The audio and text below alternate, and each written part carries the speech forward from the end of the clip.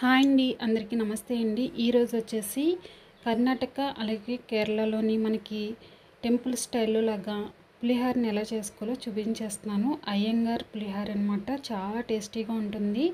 మీరు కూడా తప్పకుండా ట్రై చేయండి. ఈ దేవి శరన్నవరాత్రుల్లో 3వ రోజు ప్రసాదంగా పులిహోరని అయితే నైవేద్యంగా పెడతారు.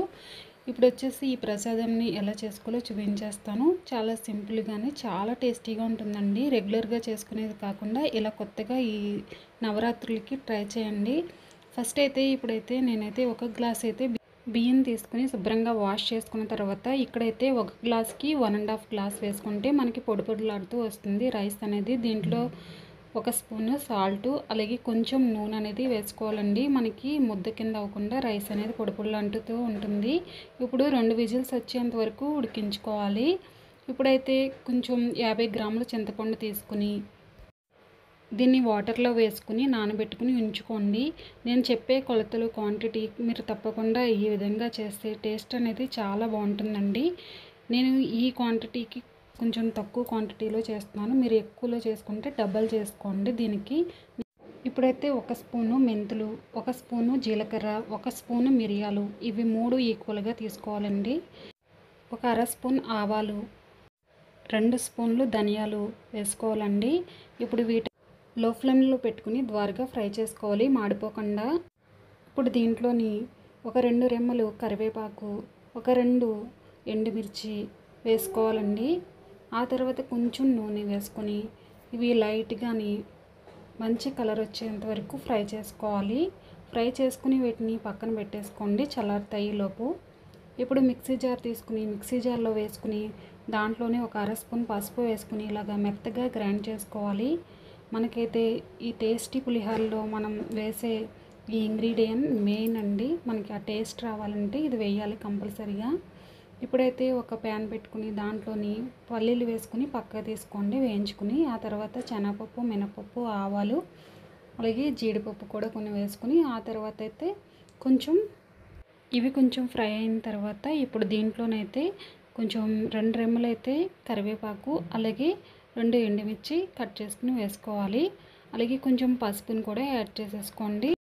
దీంట్లో నూనె అనేది మనం తాలింపు వేసుకున్నప్పుడు పల్లీల నూనె కానీ లేదంటే నువ్వుల నూనె కానీ వేసుకుంటే చాలా టేస్టీగా ఉంటుందండి. ఆ నూనెతో తాలింపు పెట్టుకుని వేసుకుంటే.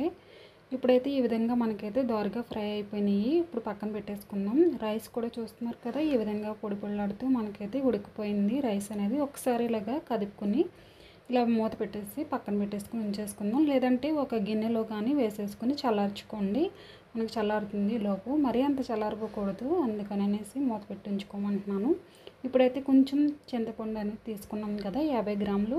ఇప్పుడు దీన్ని అయితే వేడి నీళ్ళు వేసుకుని ఉంచుకున్నాం కదా పక్కన. ఇప్పుడు దీన్ని ఇలాగా మనమైతే చింతపండు గుజ్జు అనేది తీసుకోవాలి. ఇప్పుడు స్ట్రైన్ చేసుకోండి. ఏమన్నా మనకి ఇంకా ఏమన్నా ఉంటే ఈ నార పిక్క ఉంటాయి కదా అవి కూడా మొత్తం పక్కకు తీసి పెట్టేయచ్చు ఈ విధంగాని. ఇప్పుడు చింతపండు గుజ్జుని మనం మరిగించుకోవాలండి ఒకసారి. ఇప్పుడైతే ఒక ప్యాన్ పెట్టుకుని దాంట్లోనైతే మనం తీసుకున్న రసం ఉంది కదా చింతపండు రసం, ఇప్పుడు దాంట్లో వేసుకుని దాంట్లో కొంచెం సాల్ట్ వేసుకోవాలి. 1 అర స్పూన్ సాల్ట్ వేసుకుని ఆ తర్వాత 2 పచ్చిమిర్చి, చిన్న బెల్లం ముక్క వేసుకుంటే చాలా టేస్టీగా ఉంటుంది. కొంచెం పసుపు రవ్వ కూడా వేయండి. ఇవన్నీ మనకి బాగా దగ్గరకు వచ్చేంత వరకు ఉడికించుకోవాలండి. చూస్తున్నారు కదా, ఈ విధంగా మనకి ఉడకాలన్నమాట. ఇప్పుడైతే ఇది బాగా ఉడికిపోయింది. ఇప్పుడు మనం గ్రైండ్ చేసి పక్కన పెట్టుకున్నాం కదా పోపు దినుసులు కూడా యాడ్ చేసేసుకోవాలి. ఈ మూడింటిని యాడ్ చేసుకుని ఒకసారి ఇలాగా కలుపుకోవాలి. ఇది మనం స్టోర్ చేసి కూడా ఉంచుకోవచ్చండి. మనకి ఎప్పుడు కావాలితే అప్పుడు కలుపుకోవడానికి. కొంచెం ఎక్కువ క్వాంటిటీలో చేసుకోవాలి అనుకుంటే చేసుకుని ముందుగానే ఫ్రిడ్జ్లో పెట్టుకుని మనం రైస్ కావాలంటే కలుపుకొని కూడా ఉంచుకోవచ్చు. ఇది నిలవ కూడా ఉంటుంది, మనకి పాడవదు. ఇది అయితే చింతపండు గుజ్జు అనేది. ఇప్పుడు ఈ విధంగా తయారు చేసుకున్న తర్వాత ఇప్పుడు చూస్తున్నారు కదా, ఈ విధంగా థిక్నెస్ అనేది వస్తే సరిపోతుంది. ఇప్పుడు రైస్ అనేది పళ్ళెంలో తీసుకుని పెట్టుకున్నాం కదండి. ఇప్పుడు గోరువెచ్చగా ఉంది రైస్ అనేది. ఇప్పుడు దీంట్లో కొంచెం ఆయిల్ అలాగే కరివేపాకు రెమ్మలు 2 ఈ విధంగా పచ్చి వేసుకుంటే మంచి స్మెల్ అనేది వస్తుంది మనకి. ఒకసారి ఇలా రైస్ని కలుపుకోవాలి. కలుపుకున్న తర్వాత ఇప్పుడు మనం పక్కన పెట్టుకున్నాం కదా చింతపండు గుజ్జు తాలింపు అలాగే పల్లీలను కూడా పక్క పెట్టుకున్నాం కదా, అవన్నీ వేసుకుని ఒకసారి బాగానే కలుపుకోవాలి ప్రతి మెతుక్కి అంటుకునేటట్టు.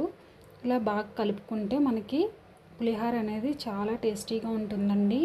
దీన్ని ఇలా కలుపుకుని ఒక గంట తర్వాత సర్వ్ చేసుకోండి. చాలా టేస్టీగా ఉంటుంది. ఇలాగా అమ్మవారికి నైవేద్యంగా చేసి పెట్టండి. అంతే అండి, చాలా టేస్టీ అయిన అయ్యంగార్ పులిహోర రెడీ అయిపోయింది. మీరు కూడా ఈ విధంగా ఈసారి కొత్తగా ట్రై చేయండి. అలాగే మన ఛానల్ ఫస్ట్ టైం చూసినట్లయితే ప్లీజ్ సబ్స్క్రైబ్ చేసుకోండి. ఒక చిన్న లైక్ చేయండి. అలాగే నెక్స్ట్ వీడియో కోసం మన ఛానల్ని సబ్స్క్రైబ్ చేసుకోండి. Thanks for watching.